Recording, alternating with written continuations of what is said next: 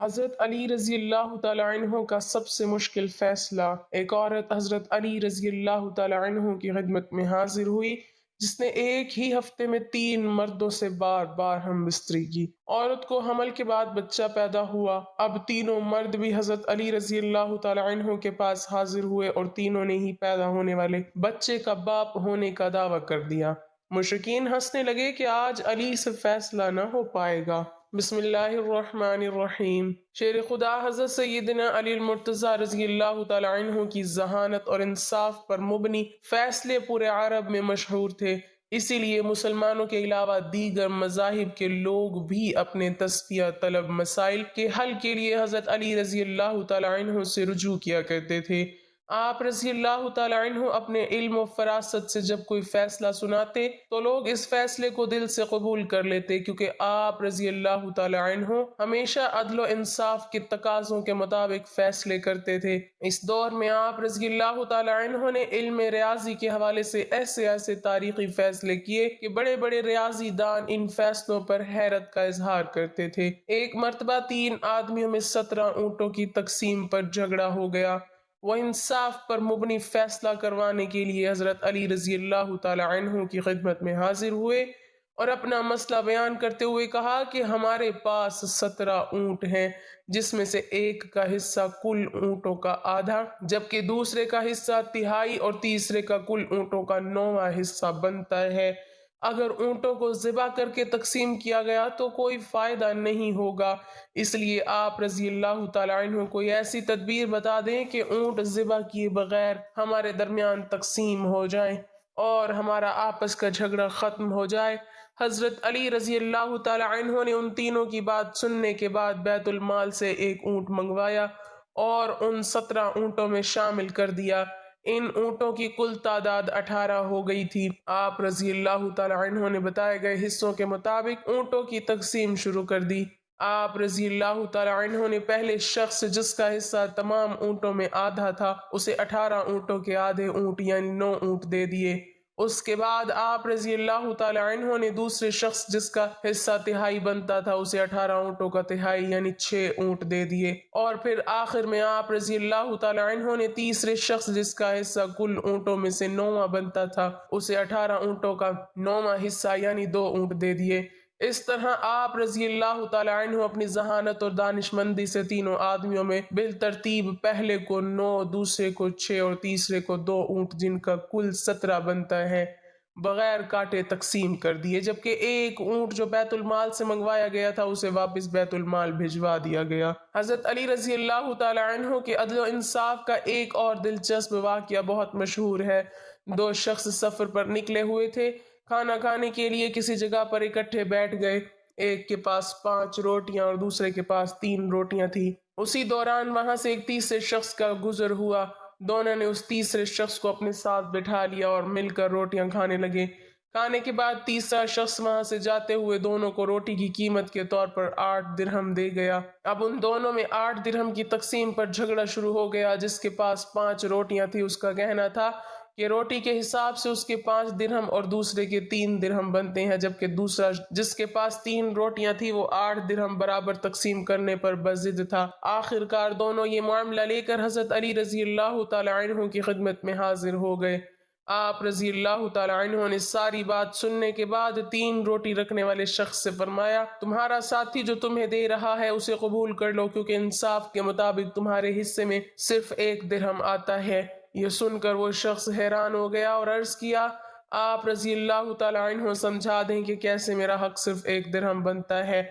آپ رضی اللہ تعالیٰ عنہ نے فرمایا کہ روٹیوں کی کل تعداد 8 تھی اور کھانے والے تم 3 آدمی تھے۔ اگر ایک روٹی کے 3 ٹکڑے کیے جائیں تو 8 روٹیوں کے کل 24 ٹکڑے بنتے ہیں، جو تینوں میں برابر تقسیم کریں تو ہر ایک کے حصے میں 8 روٹی کے ٹکڑے آتے ہیں۔ تم نے اپنی 3 روٹیوں کے 9 ٹکڑوں میں سے 8 ٹکڑے کھائی اور باقی 1 ٹکڑا بچا، جبکہ تمہارے ساتھی نے اپنی 5 روٹیوں کے 15 ٹکڑوں میں سے 8 ٹکڑے کھائے تو باقی 7 ٹکڑے بچے۔ اس طرح تیسرے شخص نے تمہاری روٹیوں میں سے 1 ٹکڑا کھایا اور تمہارے ساتھی کی روٹیوں میں سے 7 ٹکڑے کھائے، لہٰذا انصاف کے مطابق تمہارا 1 درہم اور تمہارے ساتھی کے 7 درہم بنتے ہیں۔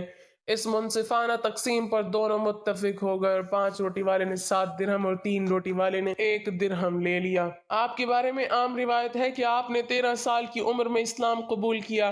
حضرت علی رضی اللہ تعالی عنہ کی امتیازی صفات اور خدمات کی بنا پر رسول کریم صلی اللہ علیہ وسلم ان کی بہت عزت کرتے تھے اور اپنے قول اور فعل سے ان کی خوبیوں کو ظاہر کرتے رہتے تھے۔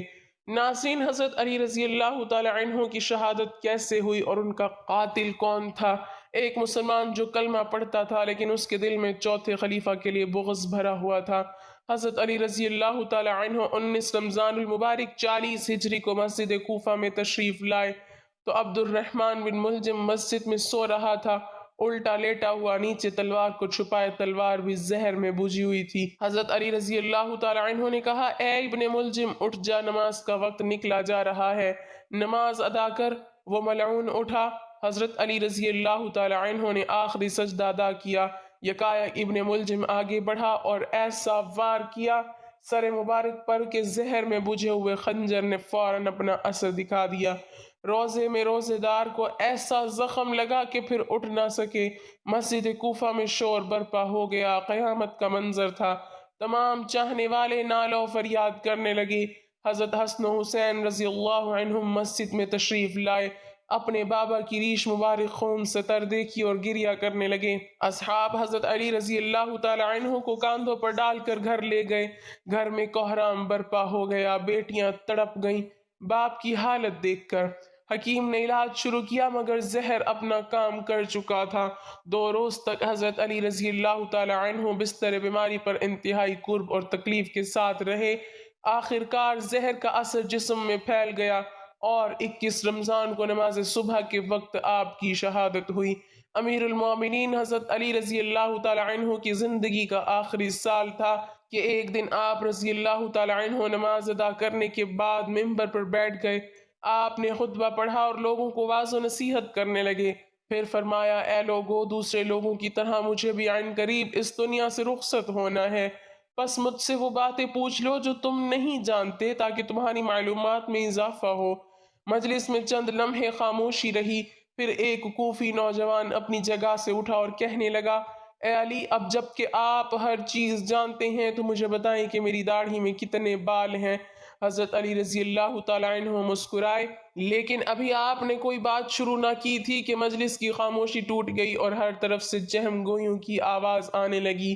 سب نے اپنی گردنیں بلند کیں اور سوال کرنے والے کو دیکھنے لگے اور انتظار کرنے لگے کہ آپ کیا جواب دیتے ہیں۔ حاضرین میں کچھ دشمن بھی موجود تھے، اس لیے کہنے لگے، آج علی کوئی جواب نہ دے سکیں گے۔ ہر شخص کی داڑھی کے بالوں کی تعداد الگ الگ ہوتی ہے، اس لیے حضرت علی رضی اللہ تعالی عنہ کو کیسے معلوم ہے کہ اس کے بالوں کی تعداد کتنی ہے؟ چند لمحوں کے بعد حضرت علی رضی اللہ تعالی عنہ نے حاضرین سے پوچھا، اس سوال کا درست جواب کون جانتا ہے؟ حاضرین میں سے کوئی شخص جواب دینے کے لیے تیار نہ ہوا اور مجلس میں چند لمحے خاموشی رہی۔ حضرت علی رضی اللہ تعالی عنہ کی خدمت میں کمبر نامی ایک آزاد کردہ غلام رہتا تھا جو مکتب علی کا تربیت یافتہ آپ کا خدمتگار اور جانثار تھا۔ سب لوگ کمبر کو پہچانتے تھے، جب بھی حضرت علی مسجد سے نکلتے تو کمبر آپ کے ہمراہ رہتا۔ اس موقع پر بھی کمبر دروازے پر نہایت خاموشی سے کھڑا مسجد میں ہونے والی گفتگو سن رہا تھا۔ جب مجلس سے کوئی شخص جواب دینے کے لیے نہیں اٹھا تو حضرت علی رضی اللہ تعالی عنہ نے کمبر کو آواز دی اور کہا، اور اس شخص کو جواب دو۔ کمبر نے سوال کرنے والے کوفی نوجوان سے کہا، اگر تم لوگوں کے بدخواہ نہیں ہو اور سچے ہو تو اس بات کی تصدیق کرو کہ اس سوال سے تمہارا مقصد کیا ہے۔ ایسا معلوم ہوتا ہے کہ تمہارا مقصد اپنے علم میں اضافہ نہیں ہے بلکہ تمہاری غفلت اور بدبختی نے اس بات پر آمادہ کیا ہے کہ مسلمانوں کے پیشوا سے عجیب و غریب سوالات پوچھو۔ یاد رکھو، حضرت علی رضی اللہ تعالی عنہ کو وہ تمام باتیں معلوم ہیں جس میں تمہاری بھلائی ہے۔ میں تمہیں جواب دے سکتا ہوں، لیکن اس سے قبل کہ تمہارے سوال کا جواب دوں تمہیں معلوم ہونا چاہیے کہ تمہاری داڑھی کے ہر بال میں ایک شیطان چھپا بیٹھا ہے جو تمہارے دل میں وسوسے ڈالتا ہے اور تمہیں راہ راست سے دور کر رہا ہے۔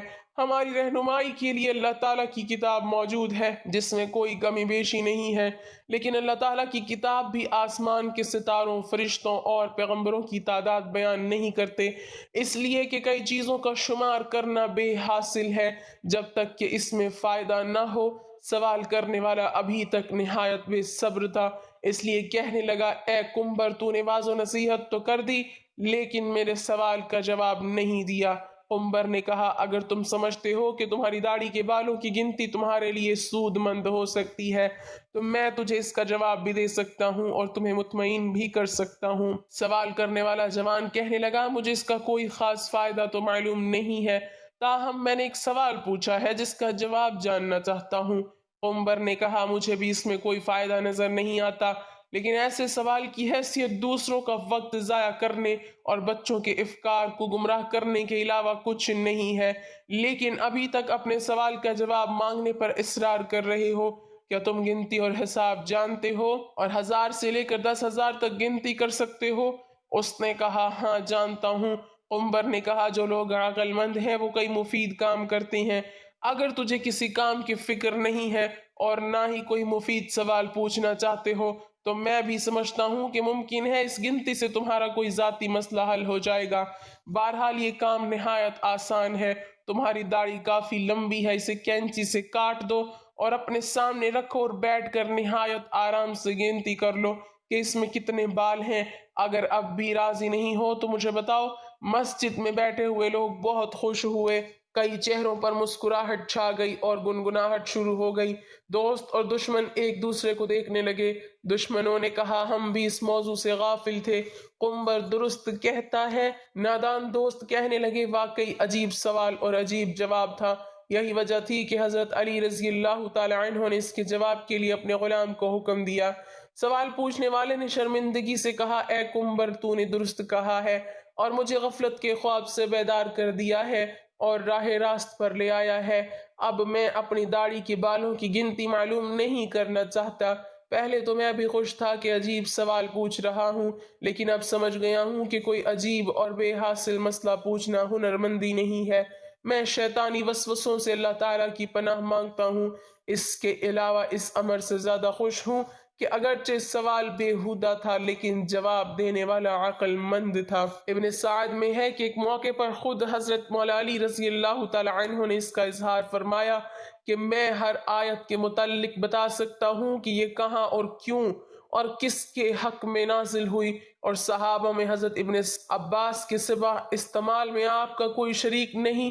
چنانچہ ان تمام تفاسیر میں فن کا مدار روایتوں پر ہے۔ مثلا ابن جزیر، طبری، ابن ابی حاتم اور ابن کثیر وغیرہ میں بکثرت آپ کی روایت سے آیات کی تفسیر مقتول ہیں۔ ابن سعد میں ہے کہ آپ نے حضور صلی اللہ علیہ وسلم کی وفات کے 6 مہینے تک جو گوشہ نشینی اختیار کی اس میں آپ نے قرآن مجید کی تمام صورتوں کو نزول کی ترتیب سے مرتب کیا تھا۔ ابن ندیب نے کتاب الفہرست میں صورتوں کی اس ترتیب کو نقل کیا ہے۔ جناب حضرت علی المرتضیٰ رضی اللہ تعالی عنہ نے بچپن سے لے کر وفات نبوی صلی اللہ علیہ وسلم تک 30 سال حضور صلی اللہ علیہ وسلم کی خدمت و رفاقت میں بسر کیے، اس لیے آپ اسلام کے احکام و فرائض اور ارشادات نبوی کے بہت بڑے عالم تھے۔ پھر تمام صحابہ میں وفات نبوی کے بعد سب سے زیادہ آپ نے عمر پائی۔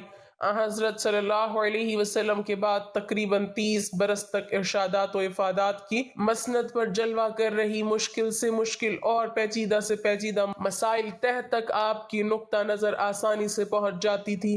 یمن میں آپ نے تو عجیب و غریب مقدمات کا فیصلہ کیا۔ یمن نیا نیا مسلمان ہوا تھا، پرانی باتیں بھی تازہ تھیں۔ ایک دفعہ ایک عورت نومولود بچے کو لے کر ہمراہ 3 مردوں کی حضرت مولا علی رضی اللہ تعالی عنہ کی بارگاہ میں پیش ہوئی۔ ان تینوں مردوں کا یہ دعویٰ تھا کہ عورت کے ہاتھ میں جو بچہ ہے وہ میرا ہے۔ حضرت مولا علی رضی اللہ تعالی عنہ نے اس عورت سے فرمایا کہ کیا تم بتا سکتی ہو کہ یہ بچہ کس کا ہے؟ اس عورت نے کہا، یا علی، میں کس طرح بتا سکتی ہوں، میں یہ اقرار نہیں کر سکتی۔ میں نے ان تینوں مردوں کے ساتھ ہم بستری کی ہے، مجھے نہیں پتا کہ یہ کس کا حمل ٹھہرا ہے، یہ بچہ کس مرد کا ہے۔ میں آپ سے عرض کرتی ہوں کہ آپ میری اس غلطی کو معاف کر دیں۔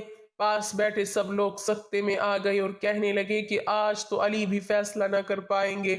پھر حضرت علی رضی اللہ تعالی عنہ نے پوچھا تم تینوں میں سے اس عورت کا شوہر کون ہے؟ ان تینوں مردوں میں سے ایک مرد نے ہاتھ کھڑا کیا تو آپ رضی اللہ تعالی عنہ نے فرمایا کہ کیا تم حلفاً کہہ سکتے ہو کہ یہ بچہ تمہارے نطفے سے بنا ہے؟ شوہر نے حضرت علی رضی اللہ تعالی عنہ سے عرض کیا نہیں حضور، میں اپنی بیوی کی بدکاری دیکھ کر کبھی بھی یقین سے نہیں کہہ سکتا کہ یہ بچہ میرا ہے یا پھر کسی اور کا ہے۔ وہاں بہت سے لوگ بیٹھے ہوئے تھے، وہ اس بات کو سوچ رہے تھے کہ یہ بہت ہی پیچیدہ مسئلہ ہے، اس کا حل کس طرح سے ہوگا۔ وہاں مشرکین بھی بے شمار جمع تھے۔ مشرکین کہنے لگے کہ آج حضرت علی رضی اللہ تعالی عنہ کوئی فیصلہ نہیں کر پائیں گے۔ حضرت علی رضی اللہ تعالی عنہ کچھ دیر تک چپ رہے۔ اس کے بعد حضرت علی نے قرعہ ڈالا اور فرمایا کہ اب میں قرعہ ڈالتا ہوں، جس کے نام پر قرعہ نکلے گا بچہ اسی کا ہوگا۔ حضرت علی رضی اللہ تعالی عنہ نے 3 ٹکڑے کاغذ کے لیے اور تینوں پر ایک ایک مرد کا نام لکھ دیا، پھر اس کو چھپا کر سامنے کیا گیا۔ ایسا کئی بار کیا گیا، جب بھی قرعہ نکلتا تو ایک ہی مرد کا نام نکلتا۔ اس مرد کو اس لڑکے کا باپ تصور کیا گیا۔ لڑکے کو غلام سمجھ کر اس کی قیمت لگائی گئی اور قیمت کے 3 حصے کیے گئے۔ جس کے حصے میں قرعہ نکلا تھا اس شخص سے اس قیمت کے 2 حصے وصول کر کے باقی دونوں مردوں کو دے دیے گئے۔ جب یہ بات حضرت محمد صلی اللہ علیہ وسلم تک پہنچی تو حضرت محمد صلی اللہ علیہ وسلم نے بھی فرمایا کہ اگر یہ مسئلہ میرے پاس آتا تو میں بھی اس مسئلے کا حل اسی طرح کرتا جس طرح حضرت علی رضی اللہ تعالی عنہ نے کیا ہے۔ اللہ تعالی ہمیں دین کی مکمل سمجھ نصیب فرمائے اور ہمیں نیکوکاروں میں شامل کرے، آمین۔ ناظرین، کمنٹ باکس میں اللہ تعالیٰ کے 99 ناموں میں سے ایک نام ضرور ٹائپ کریں۔